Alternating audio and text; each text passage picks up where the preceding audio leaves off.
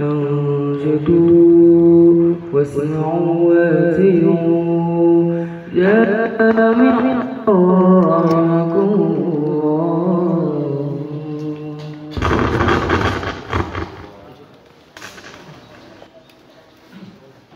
Assalamualaikum warahmatullahi wabarakatuh.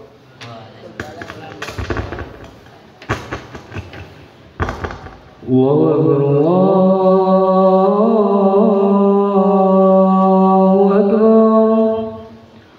Allahu Akbar,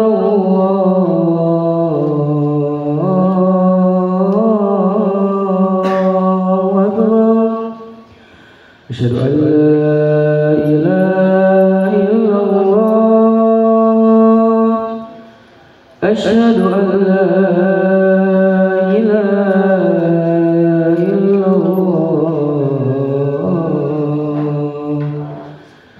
أشهد أن محمدا رسول الله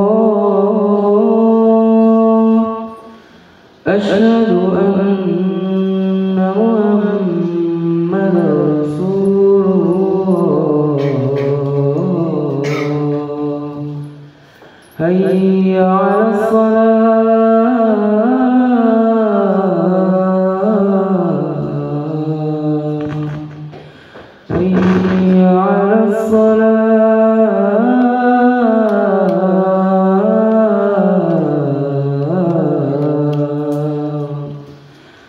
حي على الفلاح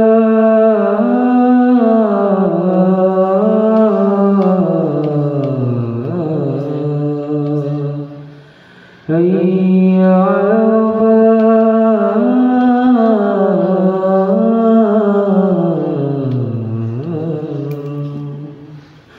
الله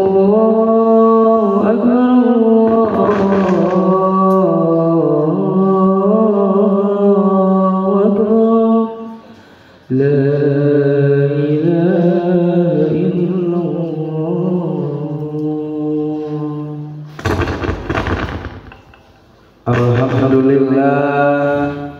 Alhamdulillah Rabbil Alamin, wa bihi nasta'in ala umuri dunya waddin. Wassalatu wassalamu ala asrafil anbiya wal mursalin, nabiyyina Muhammad sallallahu alaihi wasallam wa ala alihi wa ashabihi wat tabi'in wa man tabi'ahum bi ihsan ila yaumiddin. Asyhadu an la ilaha illallah wahdahu la syarikalah al-malikul haqqul mubin, wa asyhadu anna sayyidana Muhammad abduhu wa rasuluh shadiqul wa'dil amin. Amma ba'd, faya ayyuhal hadirun ittaqullaha haqqa tuqatih wa la tamutunna illa wa antum muslimun. Wa qala Allah ta'ala, faman ya'mal mithqala dzarratin khairan yarah wa man ya'mal mithqala dzarratin sharran yarah. Jamaah Jumat rahimakumullah. Segala puji bagi Allah Subhanahu wa taala, Tuhan yang menciptakan alam dan sisinya. Salawat dan salam senantiasa tercurahkan kepada baginda Nabi Muhammad sallallahu alaihi wasallam. Kita selalu berharap kelak di hari akhir mendapatkan syafaatnya, sehingga kita diberikan keselamatan oleh Allah Subhanahu wa taala dan ditempatkan di surganya. Amin ya rabbal alamin. Pada kesempatan yang mulia ini, tidak lupa Al-Fakir mengajar kepada jamaah Jumat dan tentu terhadap diri sendiri untuk selalu meningkatkan takwa kepada Allah Subhanahu wa taala. Takwa berarti mengerjakan perintah-perintah Allah dan menjauhi atas segala larangan-larangannya. Jamaah Jumat rahimakumullah. Kita diciptakan sebagai makhluk sosial, makhluk yang harus berinteraksi antar sesama untuk memenuhi beragam kebutuhan kita. Manusia tidak bisa hidup sendirian karena bagian hidupnya tergantung pada manusia yang lain-lain. Untuk itulah kadang kita menemui orang-orang yang harus meminjam atau berutang untuk memenuhi hajat hidupnya karena hasil kerjanya belum sepenuhnya mencukupi kebutuhannya. Hal ini tentu lumrah karena kembali kepada fitrah manusia adalah makhluk sosial. Jemaah rahimakumullah. Agama membolehkan seseorang meminjam atau berutang kepada orang yang dianggap lebih mapan, bahkan terhadap banyak anjuran baik dari ayat Al-Quran maupun hadis yang menjelaskan tentang keutamaan memberi utang karena merupakan bagian dari menolong orang lain. Diperbolehkan kan memiliki utang harus menyadari bahwa ada kewajiban mengembalikan barang atau uang yang dipinjamkannya. Pemilik utang harus memenuhi tempat waktu utang yang disepakati dengan pihak yang memberi pinjaman. Karena itu diperlukan kehadiran niat kuat bagi yang berutang untuk mengembalikannya di kemudian hari. Penyelenggarakan tanpa perlu menunda jatuh tempo. Tentu ini adalah kebaikan tersendiri dijelaskan dalam sebuah hadis diriwayatkan oleh Imam Bukhari. Man khadha amwa nas yuridu adaha wa man jahul itu ikhtalafa atlafahu. Artinya, barang siapa yang mengambil harta-harta manusia dengan niatan ingin melunasinya, Allah akan melunaskannya, dan barang siapa yang berutang dengan niat ingin merugikannya, Allah akan membinasakannya. Hadis riwayat Bukhari.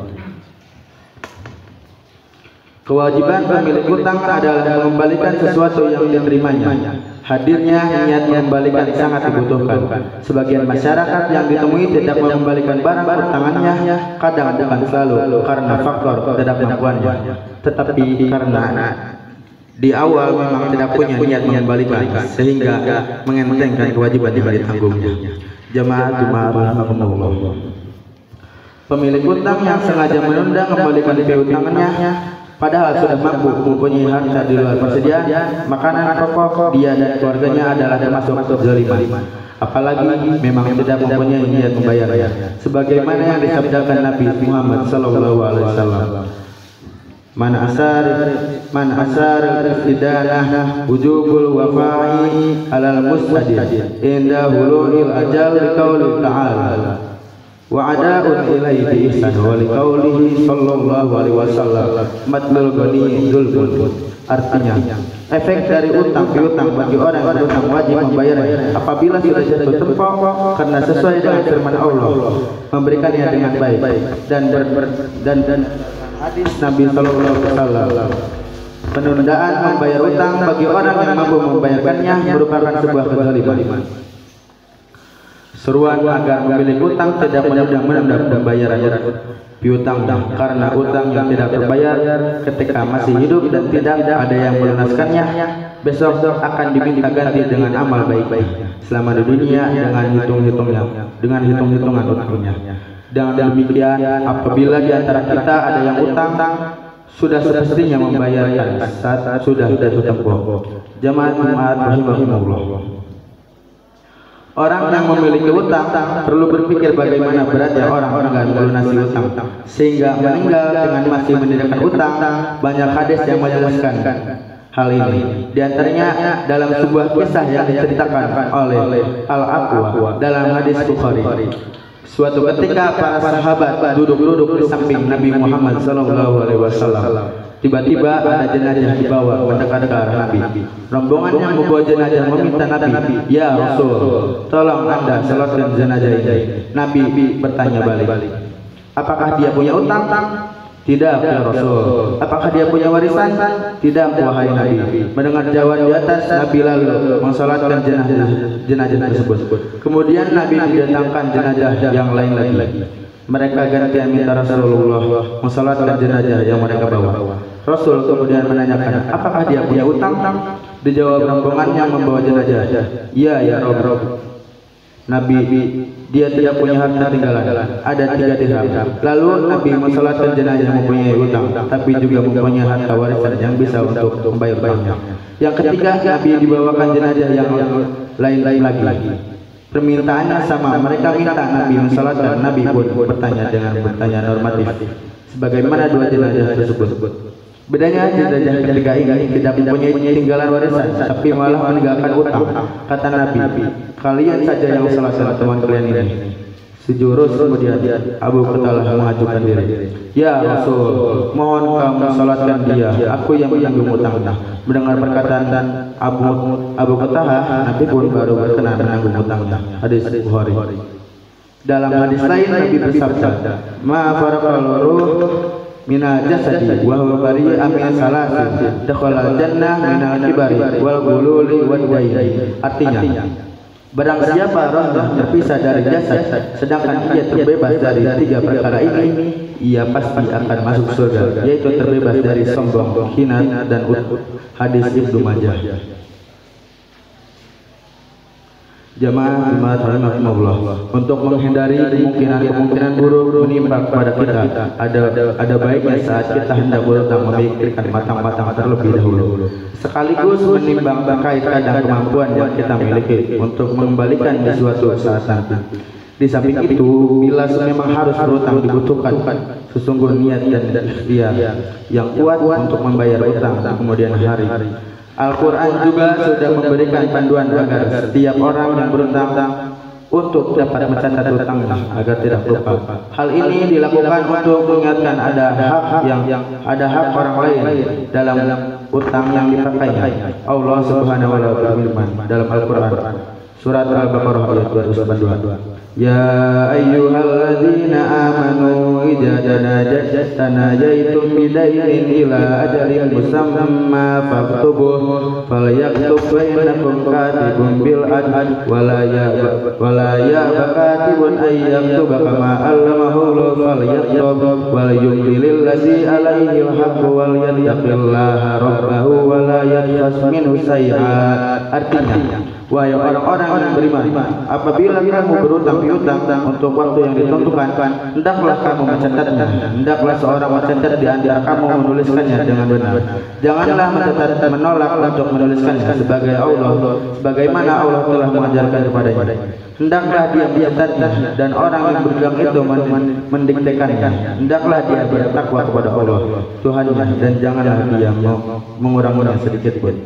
Demikian khutbah Jumat ini, semoga Allah melindungi kita semua dari kedzaliman karena utang piutang dan semoga Allah Subhanahu wa taala senantiasa memberikan jalan keluar dari berbagai permasalahan hidup yang kita hadapi di dunia ini. Amin. Ya barakallahu li wa lakum fil Qur'anil azim wa nafa'ali wa iyyakum bima fihi min ayati wa dzikril hakim. Wa qulu qawli hadza falyastaghfirullahal azim innahu huwal ghafurur rahim.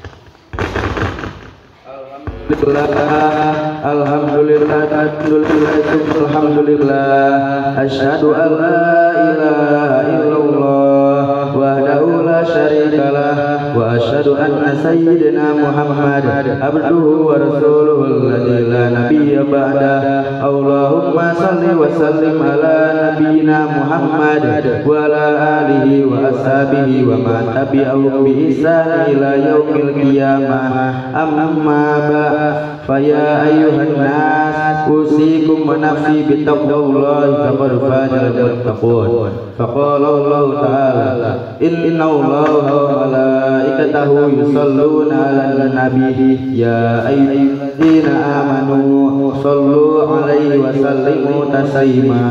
Allahumma salli ala sayyidina Muhammad wa ala ali sayyidina Muhammad. Allahumma ighfir lil mu'minina wal mu'minat muslimina wal muslimat al ahya'i minhum wal amwat. Allahumma adfa'anna bala wal baba wal quruna wal zalazil wal mihan wa su'al biati wal mihan ma dhahara minha wa ma batan am baladina Indonesia khassah wa sa'iril buldatil muslimin amma ya rabbal alamin. Allahumma arinal haqqa haqqan warzuqna ittibahu wa arinal batila batilan warzuqna ijtinabah. Rabbana atina fid dunya hasanah wa fil akhirati hasanah wa qina adzabannar. Walhamdulillahi rabbil alamin. Ibadallah, innallaha ya'murukum bil adli wal ihsani wal ita'i qulubi wa yanha 'anil fahsya'i wal munkar wal baghi ya'idukum la'allakum tadhakkarun. Wadhkurullahal 'azima yadhkurukum wadhkuruhu 'ala ni'matihi yazidkum wa lidzikrullahi akbar.